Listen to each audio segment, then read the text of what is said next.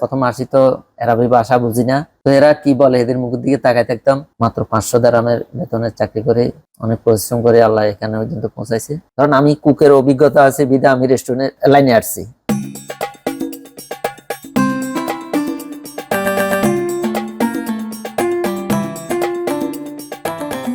House বয় থেকে আজকে আপনি আল নূর রেস্টুরেন্টের মালিক, দুবাইয়ে এক নাম্বার, সবাই এক নামে পরিচিত চেনে। এটার পিছনের যে গল্পটা যদি আপনি আমাদেরকে শোনাইতেন। ধন্যবাদ আপনাকে। আসলে আমি 1994 সালে জুনের 4 তারিখে এই দেশে আসি প্রথমে। তো আমার ভাইয়া আমাকে একটা হাউস বয়ের বিষয় নিয়ে আসছিল। তখন বয়সও কম ছিল, মাত্র 20-21 বছর বয়স। তো আরবিয়ানদের ভাষায় প্রথম আসি তো আরবি ভাষা বুঝি না নিজের মাতৃভাষা ছাড়া। টুকটাক হয়তো দুই একটা শব্দ ইংলিশ বুঝি। তো এরা কি বলে এদের মুখের দিকে তাকায় থাকতাম। এদের থেকে ধীরে ধীরে আস্তে আস্তে কথাবার্তা এগুলো শিখছি। শিখার পরে ওখানে মানে কষ্ট হয়েছে অনেক ভাষা শিখতে, কারণ বাঙালিদের মধ্যে আর কেউ নেই। আমি একাই, ওরা সবাই আরাবিয়ান, আমি একাই বাংলাদেশি। তো তখন লোকজনও কম ছিল এখানে।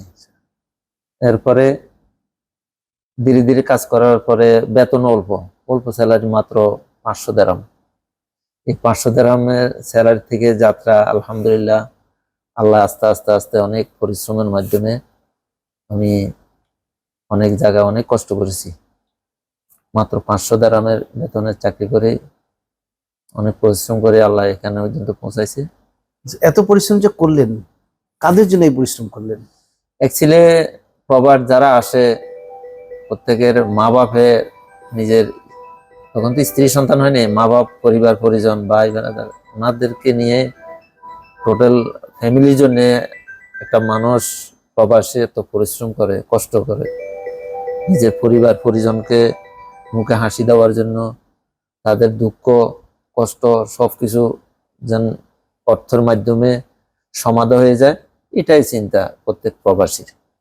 একটা প্রবাসী খাইলো কিংবা উপাস রইলো, ওটা মুখ্য বিষয় না। তার বেলায় আসলে পুরোপুরি সুস্থ, নিজের পরিবার পরিজন সুস্থ থাকলে ও সুস্থ। উদ্যোক্তা হিসেবে আপনি সফল। নতুন উদ্যোক্তাদের ক্ষেত্রে আপনার পরামর্শটা কি? নতুন উদ্যোক্তাদের সাথে পরামর্শ হচ্ছে, যে বিজনেসের মধ্যে আসতে চায়, যে কোনো লোক আসতে চায়, তো ওনাকে অনেক পরিশ্রমিক হতে হবে। একটা চাকরি করলে, অন্যের অধীনে একটা চাকরি করলে সাধারণত 8 ঘন্টা 9 ঘন্টা ডিউটি থাকে। তো নিজের বেলা আসলে নিজের প্রতিষ্ঠান, তখন ডবল ডিউটি করতে হবে। ওকে 12 থেকে 14 ঘন্টা 15 ঘন্টা পর্যন্ত দাঁড়ায় থাকতে হবে, নিজেরটা নিজে দেখতে হবে, বুঝতে হবে, কাস্টমার ডিলিং করতে হবে। এবং কি যে যে কাজের অভিজ্ঞতা আছে, কারণ আমি কুকের অভিজ্ঞতা আছে বিধা আমি রেস্টুরেন্টের লাইনে আসছি। যে যার অভিজ্ঞতা আছে, কাজ করতে করতে একটা অভিজ্ঞতা হয় না, ওই অভিজ্ঞতা কাজে লাগানোর জন্য ওই লাইনে, ওই প্রফেশনালি বিজনেসে আসা উচিত আমি মনে করি।